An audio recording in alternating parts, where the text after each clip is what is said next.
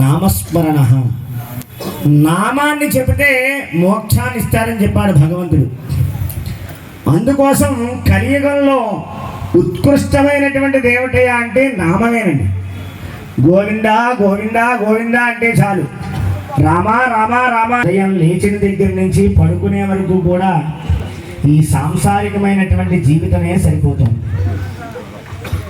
భగవంతుడి దగ్గర కూర్చుని స్నానం చేసిన తర్వాత ఒక పావు గంట 20 నిమిషాలు 10 నిమిషాలు భగవంతుడికి అర్చించేటువంటి అవకాశం పూర్తిగా పోయి కనీసం ఇంత పూజలు పురస్కారాలు ఏదో మనకు వచ్చినటువంటి నామాన్ని ఒక 11 21 సార్లు అయినా సరే ఆ నామస్మరణ చేసేటువంటి అవకాశం కూడా మనకి నెమ్మదిగా తగ్గిపోతాం.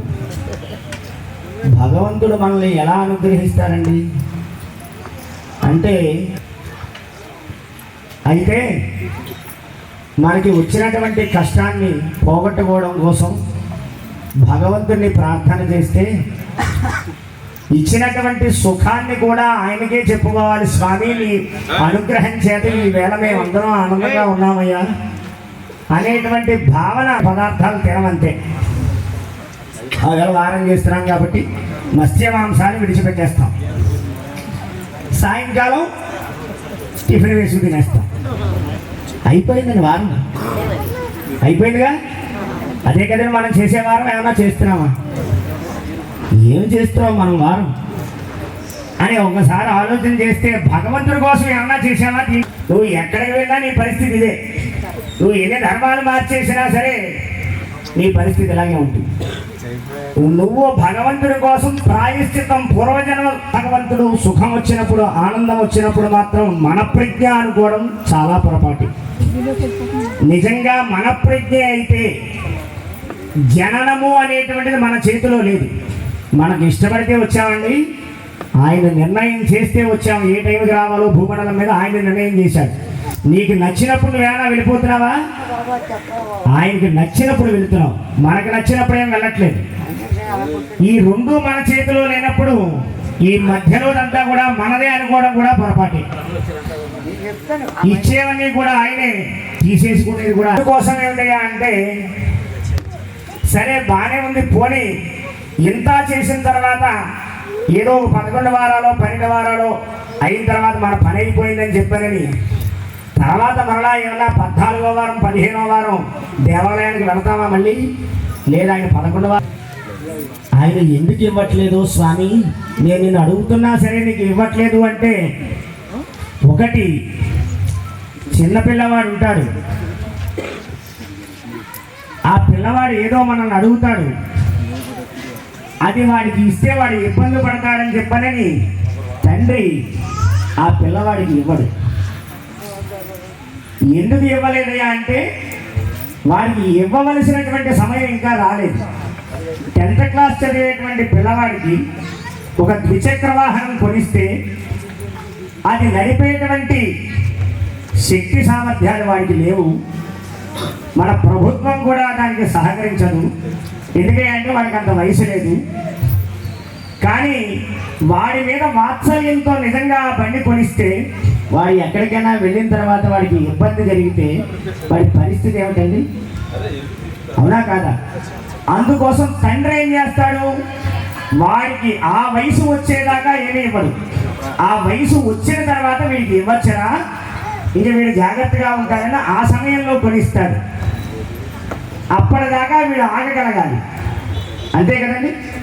వాడు అడిగే కదా ఇచ్చేస్తే సంతానానికి ఇబ్బంది అయితే అది ఎంత విషాదకరమైనటువంటి విషయం.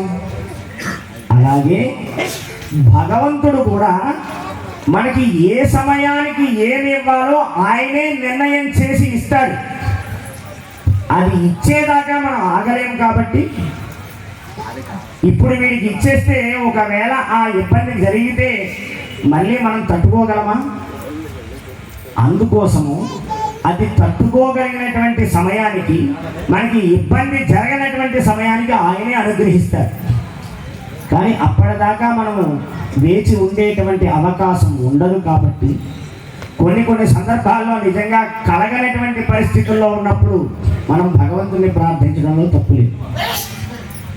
కానీ మనం చెప్పుకున్నట్టుగా ప్రతిదీ కూడా భగవంతుని పిల్లలకి మనం అలవాటు చేయవలసిన విషయం ఏమిటా అంటే మన కోరిక తీరడం కోసమే భగవంతుడు ఉన్నాడు అనేటువంటి భావన నుంచి మనం బయటికి రావాలి. ముందు మన కోరికలు తీర్చుకోవడం కోసమే మనకి భగవంతుడు అనేటువంటి దృష్టి నుంచి బయటికి వచ్చేస్తే మనం అద్భుతమైనటువంటి బ్రహ్మజ్ఞానాన్ని పొందగలుగుతాం. ఇవన్నీ కూడా భౌతికమైనటువంటి విషయాలు మనం చేసేటువంటివి కూడా. ఇది కాదండి అసలు విషయం. పరమాత్మ దగ్గర ఉంది ఆనందం అంతా కూడా. మోక్షం మోక్షం అంటూ ఉంటాం. ఎక్కడి నుంచి వస్తుందని మోక్షం? ఎక్కడి నుంచి వస్తుందని మోక్షం? మనం చేసేటువంటి సాధన బట్టి ఆ మోక్షాన్ని ఇస్తాడు భగవంతుడు. అటువంటి మోక్ష సాధన కోసమని ఇదిగోండి ఈ శరీరాన్ని ఇచ్చాడండి భగవంతుడు. ఇంటికి ఇచ్చాడండి. ఏదో ఉద్యోగం చేయమని, వ్యవసాయం చేయమని, వ్యాపారం చేయమని, సంతానాన్ని కనమని, వాళ్ళని పెంచమని, మళ్ళీ ఒక 60-70 సంవత్సరాలు వచ్చిన తర్వాత మళ్ళీ మనవాళ్ళకి పెళ్ళిళ్ళు అవ్వలేదని చెప్పిన వాళ్ళ కోసం, మనవాళ్ళకి పెళ్ళిళ్ళు అయిపోతే వాళ్ళకి పిల్లలు కలగలేదని ఇంకా ఇదే గొడవ. ఇంకా ఈ చక్రం ఇలాగే ఉంటుందండి. ఇది కాదు. భగవంతుడు మనల్ని ఎందుకు పంపించాడయ్యా అంటే అన్ని జీవరాశులకి లేనిది మనకు ఉన్నది ఒకే ఒకటి జ్ఞానం. అన్నిటికీ కళ్ళున్నాయి, అన్నిటికీ చేతులున్నాయి, కాళ్ళు ఉన్నాయి, ముక్కు చెవులు అన్నీ ఉన్నాయి. అవి బతుకుతున్నాయి, మనము బ్రతుకుతున్నాం. వాటికి లేనిది మనకు ఉన్నది జ్ఞానం. రేణు వీళ్ళని జన్మలు ఎత్తావురా, చిన్న చిన్న పురుగు మన కాలు కింద నడిస్తే చచ్చిపోతూ ఉంటాయి. అక్కడి నుంచి పెద్ద పెద్ద ఏనుగులు దాకా ఇవన్నీ కూడా అయిపోయిన తర్వాత దుర్లభమైనటువంటి జన్మ మానవ జన్మని ఇచ్చాడు. ఇచ్చి జ్ఞానాన్ని పెట్టాడు. ఇదిగోనయ్యా ఇన్ని జన్మల యొక్క సారమే ఇప్పుడు ఈ వేళ నువ్వు అనుభవించేటువంటి ఆనందం అంతా కూడా. అవన్నీ అయిపోయింది. నీకు దుర్లభమైనటువంటి జన్మ ఈ శరీరం ఎందుకు ఇచ్చాడు అంటే ఈ శరీరంతో సాధన చేసి అసలు ఏమిటి బ్రహ్మ అనేటువంటి తత్వం తెలుసుకుని మనం కనుక భగవంతుని ప్రార్థన చేస్తే మనకి అప్పుడు మోక్షాన్ని పొందేటువంటి అవకాశం ఉంటుంది. అందుకోసం అని చెప్పారని భౌతికమైనటువంటి శరీర ఆనందాల కోసము, మన కామ్యములు తీర్చుకోవడం కోసము ప్రతి చిన్న విషయానికి భగవంతుని మొక్కడం అనేటువంటిది కాకుండా స్వామి నీ అనుగ్రహాన్ని నాకు ప్రసాదించవయ్యా అని అడిగితే ఆయన ఖచ్చితంగా మనకి ఏ సందర్భంలో ఏమేమి ఇవ్వాలి అనేటువంటిది ఆయన ఇస్తాడు. దాంట్లో సందేహమేం లేదు. అందుకోసము ఈ భగవంతుడి యొక్క సాధన ఇవన్నీ కూడా తెలుసుకోవడం చాలా కష్టతరమైనటువంటి విషయమే. కానీ మనం చేసేటువంటి ఈ సాధనలు, మనం చేసేటువంటి ప్రక్రియలు ఎంతవరకు మనం భగవంతుడికి చేస్తున్నాము అనేటువంటిది మాత్రం ఒక్కసారి ఆలోచించండి. అంతే. ఏదో చేసేస్తున్నాము ఆయన కోసం, అయినా సరే అవ్వలేదు అనేటువంటి భావన చాలా మందికే ఉంటుంది దీంట్లో. ఆ చేసేది భగవంతుడికి ఎంతవరకు చేస్తున్నాం అనేటువంటిది మాత్రం ఆలోచించడంలో మనం విఫలం అవుతాం. అంతే. అందుకోసము ఆయనకి చేసేది ఏదైనా సరే మనస వాచ కర్మణ, ఆ మూడే ఆయనకి ప్రధానమైనటువంటి విషయం. మనం ఇక్కడ ఏదో ఎంతసేపు కూర్చున్నా సరే అబ్బా మేము దేవుడి కోసం వేళ ఎంతోసేపు కూర్చుని పోయామంటే వెళ్ళి కుర్చీల్లో అంటే నిజంగా నీ మనసు ఇక్కడే ఉందా అని ఆలోచిస్తే దీంట్లో 90% మందికి ఉండదు. దాంట్లో సందేహం లేదు. అంతే. వింటాం అంతే. కానీ మనసు మాత్రం ఎక్కడో ఉంటుంది. అది అక్కడక్కడ తిరుగుతూ ఉంటుంది. సరే, వాచ కర్మణ, వాక్కు అంటే మాట్లాడటం. ఇక్కడికి వచ్చిన తర్వాత మనం ఎక్కడికి వస్తే ఆ పని చేయాలి. సినిమా థియేటర్లోకి వెళ్ళి చదువుకుంటామండి, చదువుతామా? వాడు వేసిన బొమ్మ చూడడం మానేసి అదే చూస్తాం. అక్కడికి వెళ్ళి ఆ పనే చేస్తాం. స్కూల్కి వెళ్ళి పాఠాలు చదువుతాం. భగవంతుడి దగ్గరికి వచ్చి అదే అన్నమాట. నేను చెప్పక్కర్లేదు, రకరకాలైనవన్నీ చెప్పుకుంటాం. అందుకోసం వాటి ఫలితాన్ని నువ్వు అనుభవిస్తున్నావు. 300 రూపాయలు ఇచ్చావు కాబట్టి ఆ సినిమా చూసి దాంట్లో ఉండేటువంటి ఆనందాన్ని నువ్వు పొందగలుగుతున్నావు. పాఠశాలకు వెళ్ళి శుభ్రంగా చదువుతున్నావు కాబట్టి బ్రహ్మాండమైనటువంటి ఉద్యోగం సాధించగలుగుతున్నావు. భగవంతుడి దగ్గరికి వచ్చి నువ్వు ఏం చేస్తున్నావు, నీ ఫలితం ఎలా వస్తుంది అనేటువంటిది మాత్రం మనం ఆలోచించి, ఆయన ఇవ్వలేదని మాత్రం నిన్న వేస్తాం అంతే. మనం అందుకోసం ఇది కాదండి, భగవంతుడికి మనం ఎంత చేసినా ఆయనే ఉంచేసుకుని ఆయన దగ్గర పెట్టుకోడండి. ఆయనకి అవసరం లేదు కూడా. మనం ఆయనకి ఏం చేసినా సరే అది ఉత్తరోత్తర మనకి అద్భుతమైనటువంటిది, లెక్క కట్టలేనటువంటి ఫలితాన్ని మనకి ఇచ్చేస్తాడు, ఆయనే ఉంచుకో. కానీ మనం మనస్ఫూర్తిగా మనస వాచ కర్మణ చేయగలగాలి. ఇది చేసిన రోజున ఖచ్చితంగా మనందరికీ ఫలితం వస్తుంది. మన ధర్మంలో లేనిది ఇంకో చోట ఉన్నది ఈ భూప్రపంచం మీద కానీ ఎక్కడ బ్రహ్మాండంలో ఏమీ లేదు. ఇందులో లేదు అంటే నీకు ఇంకెక్కడా దొరకదు అనేటువంటిదే అర్థం. దాంట్లో సందేహం లేదు. ఇక్కడ లేదు కాబట్టి మరి ఎక్కడో దొరుకుతుంది అనుకోవడం కూడా చాలా శుద్ధ పొరపాటు. అందుకోసం ప్రతి దానికి మన ధర్మంలో ప్రతి విషయానికి, ప్రతి బాధకి, ప్రతి కష్టానికి, ప్రతి విషయానికి మనకి రకరకాలైనటువంటి ధర్మ సూక్ష్మాలు ఉన్నాయి, రకరకాలైనటువంటి ప్రక్రియలు ఉన్నాయి. అవన్నీ మనం చేయగలగాలి. ఎలా చేయగలగాలి? మనసా వాచ కర్మణ చేయగలగాలి. అది చేసిన రోజున ఖచ్చితమైనటువంటి ఫలితాన్ని మనం పొందుతాం. అందుకోసం భగవంతుడి దగ్గరికి వచ్చినప్పుడు కూడా చక్కగా భక్తిగా శ్రద్ధగా ఆయన యొక్క ఆరాధన చేస్తే దాని సంపూర్ణమైనటువంటి ఫలితాన్ని మనం పొందుతాం. ఈవేళ స్వామి మనందరికీ కూడా అద్భుతమైనటువంటి అవకాశాన్ని ఇచ్చారు. దివ్య విగ్రహ ప్రతిష్ఠా మహోత్సవాన్ని చూసేటువంటి అవకాశాన్ని మనందరికీ కూడా ప్రసాదించారు. అందుకోసం అని చెప్పనని భగవంతుడికి చక్కగా ఇచ్చినటువంటి అవకాశాన్ని వినియోగం చేసుకోండి. మనం అనుకుంటాం చిన్నపిల్లలండి, ఇంకాను ఈ పిల్లలు ఇంకా చదువుకోవాలి. నువ్వు నిజంగా చిన్నపిల్లల నుంచి నువ్వు ఏమీ చేయకపోతే రిటైర్మెంట్ అయిన తర్వాత నీ పరిస్థితి ఏమిటా అంటే 60-70 సంవత్సరాలు వచ్చిన తర్వాత అప్పుడు నేను భగవంతుని ప్రార్థన చేస్తానంటే నువ్వు అసలు పాసింపట వేసుకుని కిందే కూర్చోలేవు. ఒకటి పోనీ కింద కూర్చోక్కలేదు, కుర్చీలోనే కూర్చుంటావు. రామ అనేటువంటి శబ్దాన్ని గట్టిగా పలకాలంటే ఇప్పుడు 25 సంవత్సరాలు 30 సంవత్సరాల నుంచి పళ్ళు నిప్పిలే, అందరికీ పళ్ళు ఊడిపోతున్నాయి. రామ అనేటువంటి శబ్దాన్ని కూడా గట్టిగా పలకలేము. మా అభిషేకం దారి మన పంతులు గారికి 10 నిమిషాల పాటు భగవంతుడికి వెచ్చించేటువంటి అవకాశం ఉంటుందండి. ఒక పక్క నడుము, ఒక పక్కన బాసిపడ వేసి కూర్చోలేము, భగవంతుడి యొక్క నామం చెప్పలేము. నేను ఎప్పుడో ఏదో సాధన చేస్తానంటే అవుతుందండి? ఏమవుదండి. ఓపిక ఉన్నప్పుడే దీపం చక్కబెట్టుకోవాలి ఇల్లు అని సామెత ఉంటుందిగా మనకి. ఓపిక ఉన్నప్పుడే ఇల్లు చక్కబెట్టుకోవాలి. అంటే ఈ శరీరం సహకరించినంతసేపే నువ్వు ఏదైనా చేయగలుగుతావు. శరీరం సహకరించిపోయిన తర్వాత ఏం చేసేదేమో.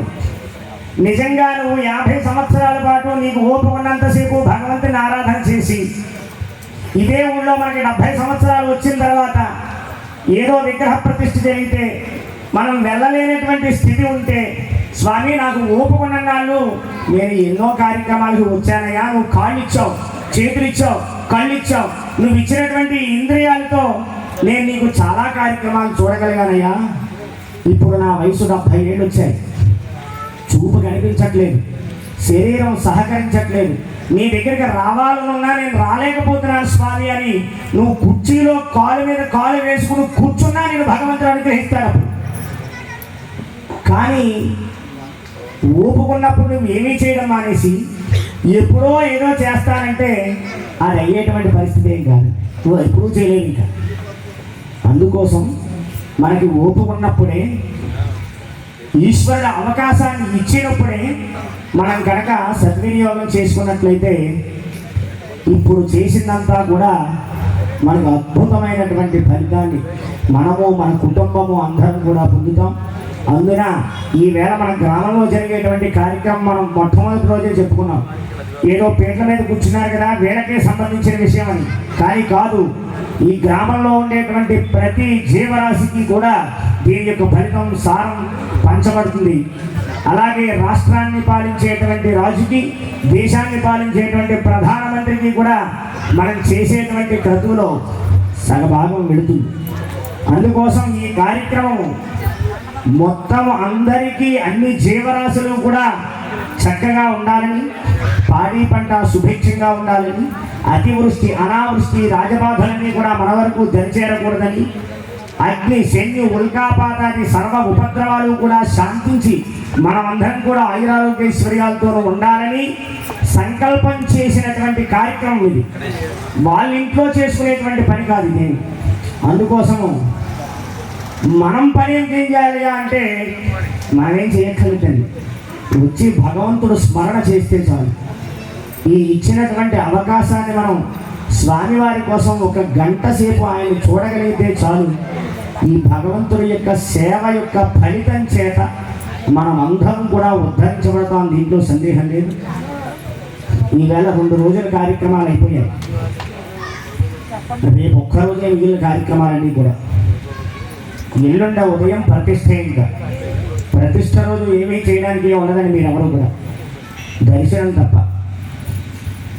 ఈవేళ ఎలా అయితే క్షీరాధివాసం చేసుకున్నామో రేపు సాయంకాలం ధాన్యాధివాసము, పుష్పాధివాసము, ఫలాధివాసము అనేటువంటి కార్యక్రమాలు జరుగుతాయి. మనం చెప్పుకున్నాం కదండి, నీరు అభిషేకం చేయడం వల్ల, పాలు అభిషేకం చేయడం వల్ల స్వామి యొక్క విగ్రహం ఎలా శుద్ధి చేయబడుతుంది, ఎందుకు చేస్తున్నాం అనేటువంటిది చెప్పాను. అలాగే శుద్ధి అయిన తర్వాత విగ్రహంలోకి కావలసింది ఏమిటయా అంటే శక్తి. ఆ శక్తి ఎలా వస్తుందయ్యా అని ఆలోచన చేస్తే మనకి శక్తి ఎలా వస్తుందండి? తినడం వల్ల వస్తుంది. ఎలా వస్తుంది? తినడం వల్ల వస్తుంది, అంతే కదండి. శక్తి ఎలా వస్తుంది? నా కబుర్లు వింటే వస్తుందండి. ఒక గంట ఉంటే మీకే నీరసం వస్తుంది, తర్వాత ఏమీ రాదు. మనకి కేవలం తినడం వల్ల మాత్రమే శక్తి వస్తుంది. అంటే మనం ఆ ధాన్యం ఏదో పండిస్తాం, దాన్ని బియ్యం కింద మారుస్తాం, దాన్ని వండుతాం, అది తింటాం. అది తింటే ఎలా పనిచేస్తుంది ఈ శరీరం అంటే దాంట్లో ఉన్న శక్తి ఈ శరీరాన్ని నిలబెడుతుంది.